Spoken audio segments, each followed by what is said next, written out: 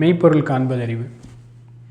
இந்த உடலில் இருக்கக்கூடிய ஒவ்வொரு உறுப்புகளும் ஒவ்வொரு உடலியல் மற்றும் உளவியல் செயல்பாடுகளை செஞ்சுக்கிட்டு இருக்கு நம்ம பார்த்தோம்.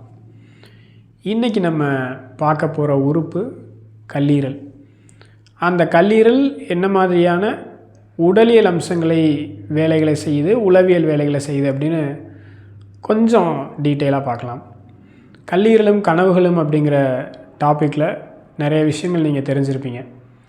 இன்றைக்கி சைக்காலஜிஸ்ட், கவுன்சிலர்ஸ் அதிகமானதுக்கு காரணம் நம்மளுடைய உணவு தான்.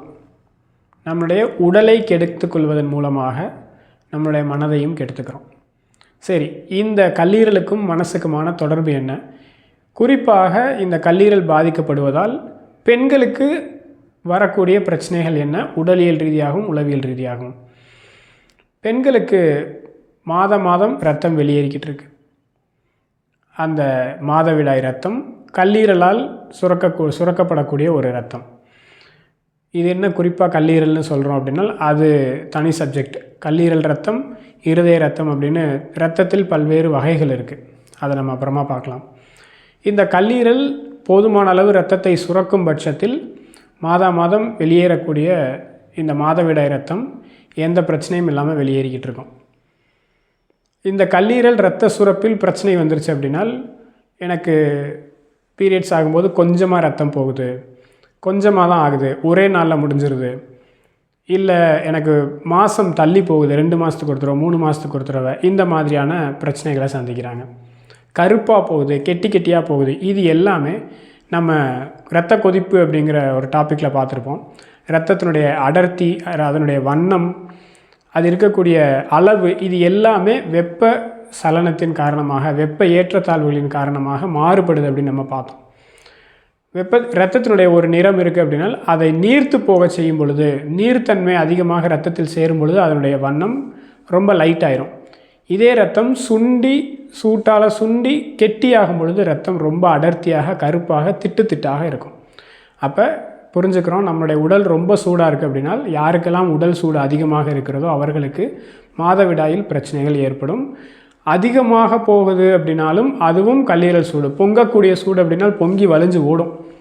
அப்போ மாதவிடாய் நிற்காமல் போய்கிட்டே இருக்கும். மாதத்துக்கு 2 தடவை வரதெல்லாம் இந்த கேசஸ். எனக்கு 2 மாதத்துக்கு ஒரு தடவை, 3 மாதத்துக்கு ஒரு தடவை அப்படின்னால் என்னுடைய வெப்பம் அதிமிஞ்சிய லெவலுக்கு போயிடுச்சு, ரத்தம் சுத்தமாக சுண்டிருச்சு, இந்த உடல் உறுப்புகள் செயல்படுவதற்கே ரத்தம் பத்தலை, நான் எப்படி இந்த மாதவிடாய்க்கு ரத்தம் கொடுப்பேன் அப்படின்னு கல்லீரல் திருப்பிக்கு நம்மளே கேட்குது. இது உடலியல் விஷயங்கள். சரி, இந்த கல்லீரல் இப்படி பாதிக்கப்பட்டிருக்கும் பொழுது உளவியலில் என்ன மாதிரியான மாற்றங்களை ஏற்படுத்தும்? இப்போ தான் சைக்காலஜிஸ்ட், கவுன்சிலர்ஸ் பண்ணக்கூடிய விஷயங்கள் நம்ம பேசுகிறோம். இந்த ஒவ்வொரு உறுப்புகளும் ஒவ்வொரு இமோஷனுக்கு பொறுப்பெடுத்து நடத்துதுன்னு சொன்னோம் இல்லையா? அதில் கல்லீரலுக்கான பொறுப்பு கோபத்தை கண்ட்ரோல் பண்ணுறது. எக்ஸஸ் ஆஃப் கோபம், எரிச்சல், இது எல்லாமே கல்லீரலை சார்ந்தது. மூட் ஸ்விங்ஸ் அப்படிங்கிற பேர் இன்றைக்கி பிரபலமாக எல்லாத்துலேயுமே இருக்குது. இன்றைக்கி காலகட்டத்தில் சைக்காலஜிஸ்ட்டும் கவுன்சிலர்ஸும் ஆண்களை கூட்டிகிட்டு வந்து வச்சுக்கிட்டு, உங்களுடைய மனைவிமார்களுக்கு, உங்களுடைய தங்கச்சிக்கோ, குடும்பத்தில் யாரோ ஒருத்தருக்கு யாருக்கு பிரச்சனையோ அவங்களுடைய கூட இருக்கக்கூடிய ஆண்களை கூட்டிகிட்டு வந்து கவுன்சிலிங் கொடுக்கக்கூடிய சூழ்நிலை வந்துருச்சு. அவங்களுக்கு இப்படிலாம் இருக்கும், அப்படிலாம் இருக்கும், நீங்கள் பார்த்து நடந்துக்குங்க, அவங்களுக்கு சட்டுன்னு கோபம் வரும். இந்த கோபம், எரிச்சல் எல்லாமே கல்லீரலை சார்ந்தது நம்ம பார்த்துட்டோம். கல்லீரல் சீரும் சிறப்புமாக உடலியல் அளவில் செயல்படாத நிலையில் உளவியல் ரீதியாகவும் கோபத்தை அதிகரிக்கக்கூடிய நிலையில் செயல்படும். அப்போ கல்லீரல் கோபத்தை அதிகப்படுத்தும் பொழுது அதை கட்டுப்படுத்தக்கூடிய வேலை யாருடையது? வேறு ஒரு உறுப்பினுடையது. அதை சாந்தப்படுத்தக்கூடிய வேலையை அந்த உறுப்பு செய்யும். அப்போ என்ன பண்ணும்? ஒரு செகண்ட் அப்படி சர்ன்னு கோபம் ஏறும். டக்குன்னு அடுத்த உறுப்பு என்ன பண்ணும்? எப்பா நீ என்ன இப்போ இவ்வளோ கோவப்படுற, கோபத்தை குறை அப்படின்னு அடுத்த உறுப்பு கோபத்தை குறைக்க சொல்லும் பொழுது சர்ன்னு கோபம் குறைஞ்சிரும்.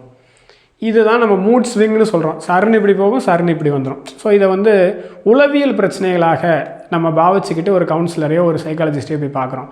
உடலியலை சரி பண்ணிக்கிட்டோம் அப்படின்னா இந்த மாதிரியான பிரச்சனைகளுக்கு இடமே கிடையாது. ஸோ இந்த உடலியலை எப்படி நம்ம சரி பண்ணிக்க போகிறோம் அப்படின்னா, அகெயின் இந்த உடலுக்கு குளிர்ச்சி தேவை.